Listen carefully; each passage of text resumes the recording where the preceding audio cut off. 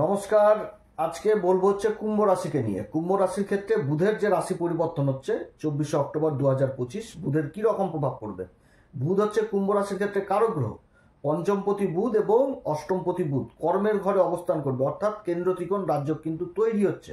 তো যাই হোক, বুধের কিরকম প্রভাব পড়বে, কোন দিক থেকে বুধের পরিবর্তনে লাভবান হবে কুম্ভ রাশি এবং কোন দিক থেকে বিশেষ সাবধান এবং কোন উপাচার করতে হবে, সমস্ত কিছু আজকে ভিডিওতে তুলে ধরবো। অনুষ্ঠানটি শুরু করার আগেই বলি, এটা কিন্তু চন্দ্র রাশি অনুসারেই বলা হচ্ছে এবং গ্রহের গোচর নিয়েই বলা হচ্ছে, কারো কোনো রকম ব্যক্তিগত কুষ্টি ধরে আলোচনা নয়। তো যাই হোক, বুধ যে মুহূর্তে রাশি পরিবর্তন করবে 24 অক্টোবর, সেই সময় বিশাখা নক্ষত্রে থাকবে। আর এবারের যে বুধের পরিবর্তনটা হচ্ছে, এই পরিবর্তনে কিন্তু একটা টুইস্ট থাকছে, কারণ বুধ এই পরিবর্তনে বিভিন্ন রকম অবস্থান নেবে।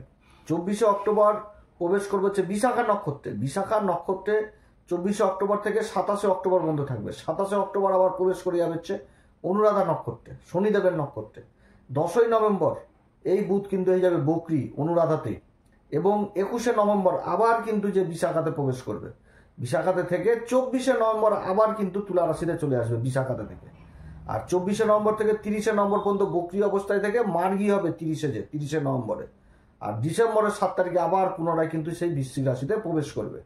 তো যে পরিবর্তনটা হচ্ছে, এই পরিবর্তনে এই 7ই ডিসেম্বর পর্যন্ত, এবং তারপরেও কিছু অধিক সময় থাকবে সেটা না। তো এই পরিবর্তনটা কিন্তু অনুরাধা আর বিশাখার মধ্যেই হবে, অর্থাৎ বিশাখা অনুরাধার মধ্যেই হবে। জ্যেষ্ঠা কিন্তু আসেনি, তো জ্যেষ্ঠা আসতে বহু দেরি রয়েছে, যার জন্য এই দুটি নক্ষত্র নিয়েই কিন্তু আলোচনা করব।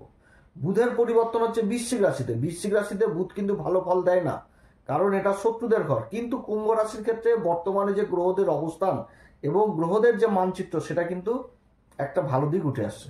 তবে সবার ক্ষেত্রে যে সমান হবে সেটাও না। অনেক দাদা দিদি ভাই বোনদের জন্মকুষ্ঠিতে গ্রহের আবার অবস্থান খারাপ রয়েছে। তো তাদের ক্ষেত্রে বলবো অবশ্যই ভালো জ্যোতিষী পরামর্শ নেবেন। আপনাদের আশেপাশে ভালো জ্যোতিষী থাকলে তাদের কাছে পরামর্শ নেবেন। এছাড়া আমাদের সাথে যোগাযোগ করতে পারেন। তো আমাদের সাথে যোগাযোগ করলে শুল্ক লাগু থাকবে, আর আমাদের সাথে যোগাযোগ করতে হবে এরকম কোনো ব্যাপার নয়, আপনাদের আশেপাশে করতে পারেন। মোট কথা করতে হবে যে আপনার কোন নক্ষত্রে জন্ম, সেই নক্ষত্রের কি প্রভাব পড়েছে, কোন উপাচার এমন রয়েছে যে উপাচারে আপনার সামনের দিকগুলো যথেষ্ট ভালো হবে। এটা কিন্তু একটা জ্যোতিষী বলতে পারে। তো যাই হোক, 24শে অক্টোবর বুধ রাশি পরিবর্তন করছে বিশাখা নক্ষত্র থেকে। কুম্ভ রাশির ক্ষেত্রে বিশাখা নক্ষত্রের অধিপতি হচ্ছে দেবগুরু বৃহস্পতি, ষষ্ঠ ঘরে উচ্চ অবস্থায় অবস্থান করছে। তো সব থেকে বড় এখানটাতে যে টুইস্ট বললাম, এটাতে সব থেকে বড় জিনিসটাই উঠে আসছে যে দেবগুরু বৃহস্পতি উচ্চ অবস্থায় অবস্থান করছে, তার দৃষ্টি যে এই বুধের উপরে পড়ছে।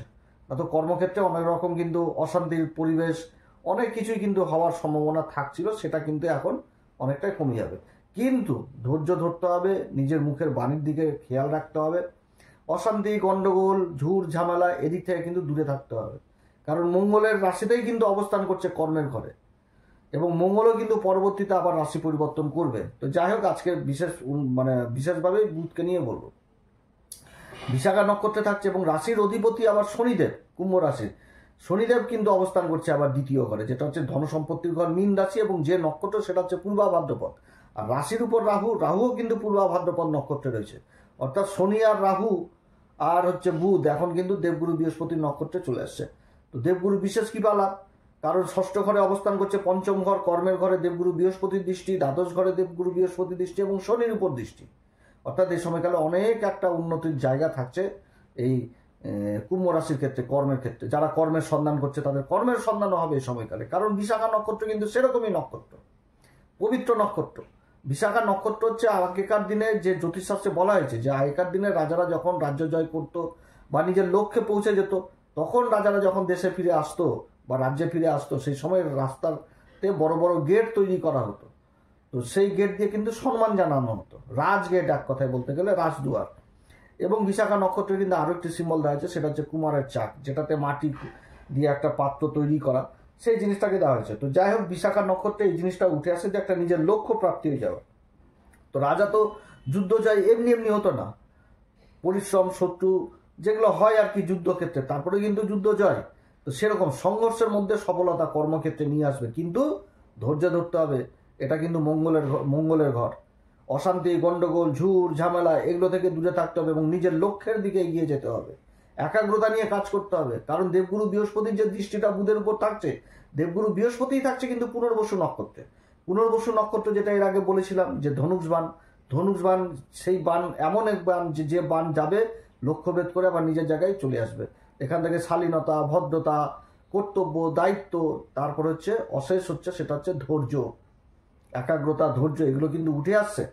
সেরকম কিন্তু কর্মক্ষেত্রে নিজের দায়িত্ব থেকেও দূরে সরা যাবে না, এবং নিজের দায়িত্বকে যেভাবে পালন করতে হবে সেরকম কিন্তু ধৈর্য সহকারে করতে হবে।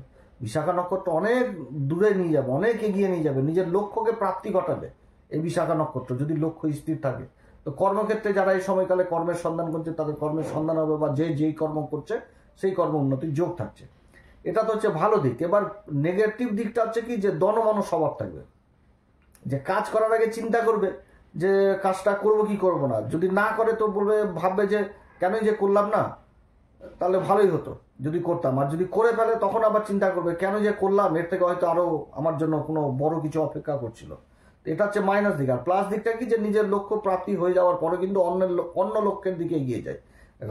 রাজা যখন রাজ্য জয় করে তখন তো রাজ্য জয় করে তার শান্ত থাকে না, তখন চিন্তা ভাবনা কি হয় যে আরো কোনো যদি রাজ্য টাজ্য থাকে সেই রাজ্যও জয় করবো। সেরকম নিজের বড় বড় লক্ষ্য প্রাপ্তির দিকে কিন্তু এগিয়ে যায়, এবং একাগ্রতা নিয়ে কাজ করলে এটা কিন্তু জীবনে সাকসেস হয়ে যায়। তো এই জিনিসটা উঠে আসছে এই সময়কালে। অতএব মনকে স্থির রেখে কাজকর্ম করতে হবে, ঝুট ঝামেলা অশান্তি থেকে দূরে থাকতে হবে। এটা হচ্ছে বিশাখা নক্ষত্র। এরপরে যে অনুরাধা নক্ষত্র, 27 তারিখে অনুরাধাতে চলে আসবে। অনুরাধা নক্ষত্র কিন্তু হচ্ছে শনিদেবের নক্ষত্র। অনুরাধা নক্ষত্র কিন্তু আধ্যাত্মিক জিনিসটাকে বুঝাচ্ছে। আর এই সময় দেবগুরু বৃহস্পতি যেরকম পুনর্বসু, আর শনিদেব থাকছে হচ্ছে পূর্বা ভাদ্রপদ নক্ষত্র। পূর্বা ভাদ্রপদ নক্ষত্র মানে কিন্তু একটা আধ্যাত্মিক জগৎ এই সময়কালে উঠেছে। অর্থাৎ যে কর্মটা করবে সেটা কিন্তু ধর্মপথেই করতে হবে, তাহলে বিশেষ উন্নতি হবে। কারণ মানে খুবই উন্নতির জোয়ারে মানে উঠে যাবে এই সময়কালে এই কুম্ভ রাশি। ভালো অবস্থান। পূর্বা ভাদ্রপদ নক্ষত্র যে আর অধিপতি হচ্ছে অজয় এক পদ, অর্থাৎ এক পায়ে দাঁড়িয়ে থেকে অক্লান্ত যে একটা সাধনা, সেই সাধনা করে কিন্তু ঈশ্বরের কাছ থেকে আশীর্বাদ প্রাপ্ত হওয়া। অজয় এক পদ রুদ্রের একটি রূপ। আর এই নক্ষত্রে কিন্তু এই অর্জুন কিন্তু তপস্যা করেছিল ভোলে আবার মহাভারতের সময়, এবং ভোলে আবার বিশেষ আশীর্বাদ প্রাপ্ত হয়েছিল। তো সেই নক্ষত্র এটা আধ্যাত্মিকতার নক্ষত্র। সেরকম কিন্তু যে নক্ষত্র অনুরাধা নক্ষত্র হচ্ছে শনিদেবের নক্ষত্র। অনেকে বলে শনিদেবের নক্ষত্র অনুরাধা খুব বাজে নক্ষত্র, কিন্তু চিনতে হবে, বুঝতে হবে অনুরাধা নক্ষত্রকে। অনুরাধা নক্ষত্র কি বলতে যাচ্ছে, কি বুঝাতে যাচ্ছে, শনি এখানটাতে কোন কর্ম করাতে যাচ্ছে সেটাকে বুঝতে হবে, তাহলেই জীবনে যথেষ্ট এগিয়ে যেতে পারবে এই অনুরাধা নক্ষত্রে জাতক জাতিকারা। তো যাই হোক, অনুরাধা নক্ষত্রে বুধ অবস্থান করছে। জ্যোতিষশাস্ত্রের যে সিম্বল থাকছে অনুরাধা নক্ষত্রে সেটা হচ্ছে কি দণ্ড। এবার কোন দণ্ডের কথা বলা হয়েছে, যে আগেকার দিনে যে মুনি ঋষিরা সাধনা করত, তপস্যা করত, সেই যে হাতের নিচে কাঠের লাগিয়ে নিত, কাঠের একটা দণ্ড, তারপর যে মালা জপ করত, সেই দণ্ডের কিন্তু কথা বলা হয়েছে এখানটাতে। অর্থাৎ একাগ্রতা হয়ে ঈশ্বর সাধনা করে ঈশ্বরের কাছ থেকে আশীর্বাদ লাভ করা, এটা কিন্তু বুঝাচ্ছে। তো যার জন্য এই যে কর্মের ঘরে যে এখন বুধের অবস্থান, এই নক্ষত্রতে যাচ্ছে বৃশ্চিক রাশিতে, তাহলে এই জিনিসটাই কিন্তু মেনলি উঠে আসছে এই সময়কালে, যে কর্মটা করবে সেটা ধর্মপথে, এবং নিজের উপর সময় দিতে হবে। অন্তত সারাদিনে প্রায় 30-1 ঘন্টা সময় দিলে তো যথেষ্ট ভালো ঈশ্বর ভক্তির জন্য। ঈশ্বরের কাছে নিজেকে সঁপে দাও, অন্তর দিয়ে ডাকো ঈশ্বরকে, তাহলেই তো সে কর্মদিক থেকে উন্নতি দিবে। কারণ এই অনুরাধা নক্ষত্রে মান সম্মান, পদ প্রতিষ্ঠা, টাকা পয়সা সবকিছু লাভ করা যায়। যখন ঈশ্বরের আশীর্বাদ লাভ করা যায়, তাহলে ঈশ্বরের আশীর্বাদেই তো এগুলো সবকিছু প্রাপ্তি ঘটায় জীবনে। এটাই তো হচ্ছে সেই অনুরাধা নক্ষত্র। এবং অনুরাধা নক্ষত্রের যে আরেকটি সিম্বল সেটা হচ্ছে কি পদ্ম ফুল। পদ্ম ফুল কিন্তু কিচড়াই ফুটে, অর্থাৎ সেই যে পদ্ম ফুল ঈশ্বরের হাতে থাকে, এবং অনেক দেবদেবী কিন্তু সেই পদ্মের উপরেই বসে থাকে। এত পবিত্র নক্ষত্র। এবং আমাদের জ্যোতিষশাস্ত্র মনে করে যে এই নক্ষত্রেই কিন্তু রাধামার আবির্ভাব হয়েছিল। রাধামা, যার জন্য এই নক্ষত্রে রাধামার সেবা অর্থাৎ রাধা গোবিন্দর পূজা করলেও যথেষ্ট ভালো ফল পাওয়া যায়। কারণ এই নক্ষত্রে যে ত্রিমূর্তির কথা বলা হয়েছে সেটা হচ্ছে শ্রীহরি বিষ্ণুর কথা বলা হয়েছে, এবং যে এলিমেন্টের কথা বলে সেটা হচ্ছে কিন্তু যে তত্ত্ব, সেটা হচ্ছে কিন্তু অগ্নিতত্ত্ব। অর্থাৎ মনের ভিতরের যে অগ্নি, মনের ভিতরের যে ঊর্জা, সেটাকে সম্পূর্ণভাবে সাধনার পথে নিয়ে আসতে হবে। সাধনার পথে ঈশ্বরের সাধনা, ঈশ্বরের কাছ থেকে আশীর্বাদ লাভ করা, এটাই কিন্তু এই নক্ষত্র বুঝাচ্ছে। এত সুন্দর নক্ষত্র এই নক্ষত্র। এবং এই নক্ষত্রের যে পুরুষার্থের কথা বলা হয়েছে সেটা কিন্তু ধর্ম, অর্থাৎ ধর্মপথে থেকেই কিন্তু যথেষ্ট উন্নতি। এবং এই সময়কালে রাশির অধিপতিও কিন্তু এই পূর্বা ভাদ্রপদ নক্ষত্রেই থাকছে। পূর্বা ভাদ্রপদ নক্ষত্রে থাকছে, যেটা হচ্ছে সাধনার মার্গ, সাধনার দিক উঠে আসছে এই সময়কালে। অর্থাৎ যত ধর্মের পথে থাকবে কুম্ভ রাশি এই সময়কালে, তত গগনচুম্বী সফলতা জীবনে পাবে। অনুরাধা নক্ষত্রে বুধের এই অবস্থানে যারা চার্টার্ড অ্যাকাউন্টেন্ট, যারা অ্যাডভাইজার হিসাবে কাজ করছেন, ওকালতি হিসাবে কাজ করছেন, বাণী সংক্রান্ত যে কোনো কাজ, মিডিয়া হোক, মার্কেটিং হোক, সেলসের কাজ হোক, এই সমস্ত দিক থেকে উন্নতি। সন্তান যে কর্ম করবে সেই কর্মে বিশেষ উন্নতির যোগ থাকছে। যারা কর্মের সন্ধান করছে তাদের কর্ম লাভ হওয়ার প্রবল সম্ভাবনা থাকবে এই নক্ষত্রে। খুবই ভালো অবস্থান হতে যাচ্ছে। শুধু ডিস্টার্বটা কোথায় হবে? একটা দিকে ডিস্টার্ব, যে মাথা গরম করে কোনো কাজ করা যাবে না, ঝুর ঝামেলা অশান্তি থেকে কিন্তু দূরে থাকতে হবে, প্রশাসনের ঝুর ঝামেলা বিশেষ করে। এবং এই সময়কালে মিত্রদেব হচ্ছে এই অনুরাধা নক্ষত্রের অধিপতি। তো মিত্রদেব থাকার জন্য এই অনুরাধা নক্ষত্রের উপর কিন্তু আবার বিশেষ কৃপা থাকে। বিশেষ কৃপা বলতে কি, যে বন্ধু বান্ধবের সংখ্যা কিন্তু বিশেষ হয়ে যায়, খুব বেশি হয়ে যায় বন্ধু বান্ধবের সংখ্যা। তো যেরকম ভালো বন্ধু হয়ে যায় সেরকম আবার খারাপ বন্ধু হয়ে যায়। তো বন্ধু বান্ধবদের কাছ থেকে কিন্তু ধোঁকা পাওয়ার সম্ভাবনা বিশেষ করে থাকে এই নক্ষত্রে। আবার কি, এই নক্ষত্রে আবার গুণও রয়েছে, যে কারোর কাছ থেকে কোনো বন্ধু ধোঁকা দিয়ে দিল তো তাকেও ক্ষমা করে দেয়। আচ্ছা ভাই ঠিক আছে, যা ছেড়ে দিলাম, ক্ষমা করে দেবে। এবং পরবর্তীতে তার সাথে আবার বন্ধুত্ব রাখতেও চায় না। যাই হোক, সেটা পরের ব্যাপার, কিন্তু এই গুণটা আছে। আবার এই অনুরাধা নক্ষত্রে কিন্তু আরো একটি বিশেষ গুণ রয়েছে, সেটা হচ্ছে কি বিদেশ। অর্থাৎ এই সময়কালে কর্মের ঘরে অবস্থান করছে এই বুধ, এই অনুরাধা নক্ষত্র। অর্থাৎ কর্মের দিক থেকে যারা বিদেশ সংক্রান্ত কাজের সাথে যুক্ত রয়েছেন বা যারা বিদেশে যাওয়ার চেষ্টা করছেন, এই সমস্ত কাজে বিশেষ উন্নতি থাকছে এই অনুরাধা নক্ষত্রে। আর তার সাথে কি, এই সময়কালে কিন্তু মা বাবা সম্পর্কের সাথে কিন্তু একটা বিচ্ছিন্ন হওয়ার সম্ভাবনা থাকছে এই কুম্ভ রাশির।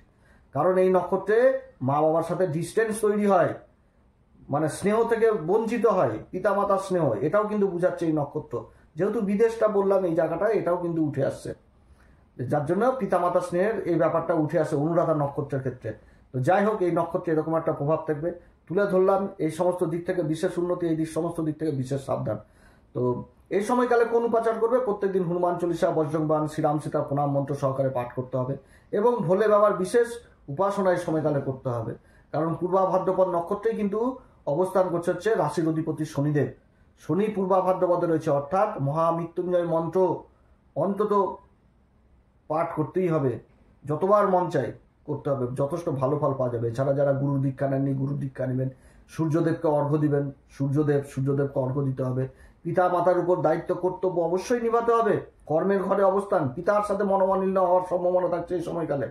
অতএব পিতারকে মনোমালিন্য করে চললে চলবে না। পিতার আশীর্বাদ, পিতার ব্লেসিং, যে কোনো কাজ করতে গেলে পিতার কাছ থেকে পরামর্শ, গার্জেনের কাছ থেকে পরামর্শ, এগুলো নিতে হবে এই সময়কালে, তাহলে যথেষ্ট ভালো ফল পাবে। অর্থের দিক যথেষ্ট উন্নত হবে, কর্মের দিকে যথেষ্ট উন্নতির যোগ থাকছে এই সময়কালে। ভালো অবস্থান, এক কথায় বলতে গেলে। শুধু মাথা ঠান্ডা করে বাগবিতণ্ডা এগুলো থেকে দূরে থাকতে হবে, জুরজামালা এদিক থেকে দূরে থাকতে হবে, তাহলে যথেষ্ট সফলতা পাবে এই সময়কালে এই কুম্ভ রাশি। অনেক কথা আলোচনা করলাম, আপনারা সবাই ভালো থাকেন। এরপরে আবার আসবে একটি নতুন পর্ব নিয়ে। নমস্কার, ধন্যবাদ।